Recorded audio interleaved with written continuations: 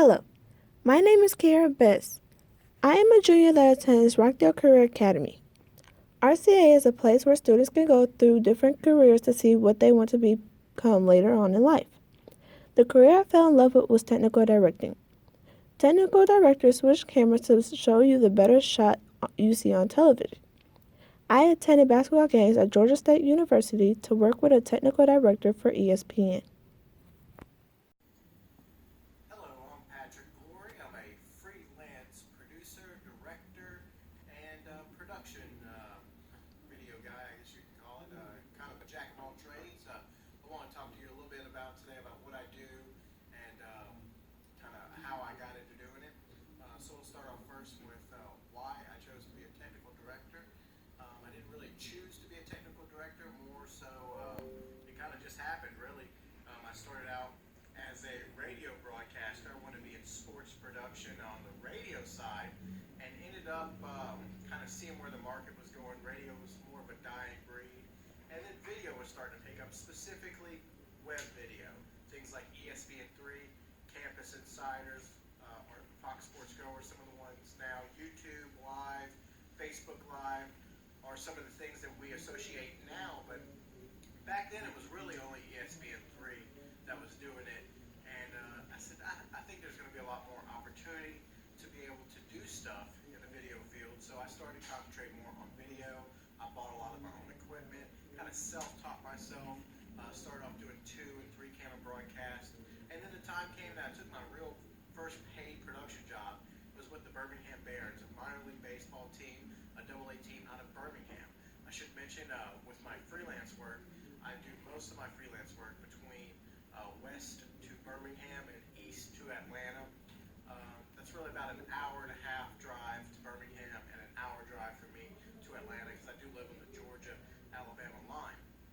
But that being said, I've traveled all over the Southeast to do production work, and sometimes it's 2-day gigs, sometimes it's 3 or more. I just recently worked the Conference USA tournament where I worked 4 days straight, and I was in Birmingham for 4 days straight. So it really just depends on who hires me to do what. Um, I do a lot of technical directing, but that's not all I do. I still run camera, I still run graphics, I still do all that. And I think it helps me in my ability to direct and technical direct. Now, one thing about the level of ESPN3 is a lot of times on smaller shows like E3, Campus Insiders and stuff, the director is actually the technical director as well. They do both jobs, they call the shots, and they also push the buttons. So you still have to know how to kind of do everything. I have not forgotten how to run a camera, I still do it, or run graphics. You have to understand where to place your guys, what shots you need, and not only should you be able to know what shots you want, but you also need to be able to communicate to them what shots you want as well. I started getting a lot of work in minor league baseball. You know, it's 70 games a year. That's the beauty about minor league baseball is that you play so many games. So I did about 50, 55 of those games in my first season. Cut that down to probably 40 games, and now I'm probably around the 20 to 40 game mark per season now. I still work for the Barons, but I've taken on so much other work that really that drive and the trip down there is not worth it for me so much anymore. But I still love doing it. I love baseball.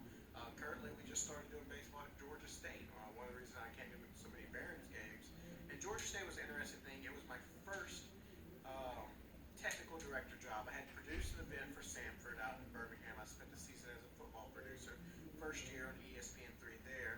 I learned a lot between that and also doing some truck work where I did camera and graphics. And I kind of learned between those 3 things, between producing, camera operator, and graphics, what shots ESPN wants, what graphics go with them, and that kind of stuff. And then that made things a whole lot easier when I started my job at Georgia State. So I started Georgia State 2 basketball seasons ago. We had our first game over there last season. Went pretty well. I like being the director and technical director. It comes pretty natural for me. I do watch a lot of sports, but I will tell you this. Once you direct or even technical direct, you know you'll never watch a game again. You'll see it from different angles, and you'll understand why they took a shot or didn't take a shot. Or you'll see that rare moment where a camera gets away from an operator and someone hit the wrong button, or maybe they just weren't paying attention, they moved their camera at the wrong time. Those things happen. Those things happen at the top professional levels all the way down to what we do as well. That's a little bit about what I do at Georgia State. I will say that it's very important for anyone who wants to be a technical director to really understand how the equipment works. And the equipment is changing at every level, and the equipment also changes from site to site, from job to job, from truck to truck. For example, right now we're shooting baseball on my TriCaster Mini, personal unit that I own. We shot basketball with a Ross system.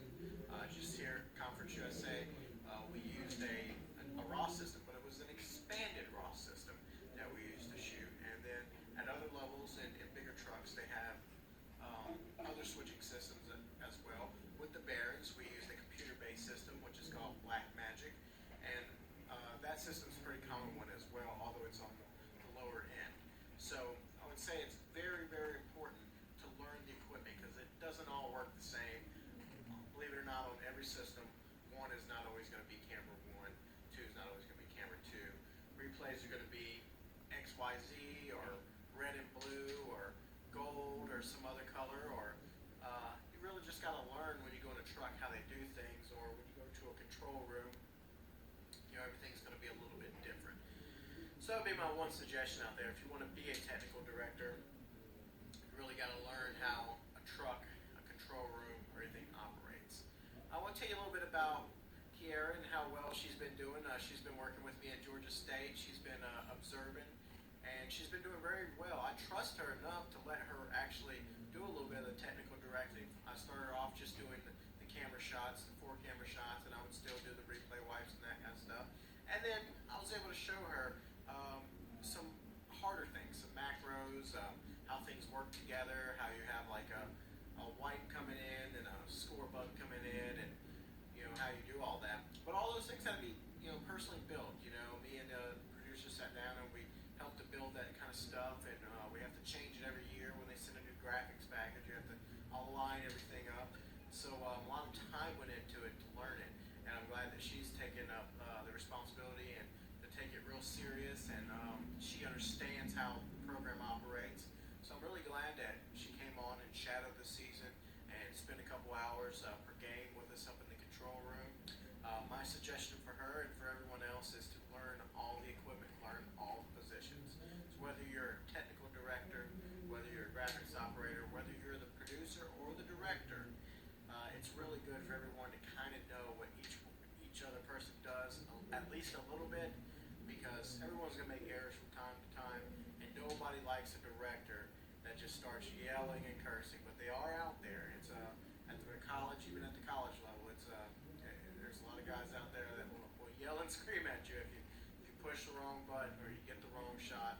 And I would say if you're going to direct an event, that you should have a pretty good common knowledge of how everyone's job goes. Now, if you know how to do it, if you know how to run replay, if you know how to run graphics, it always helps. We had a game recently where I need to step off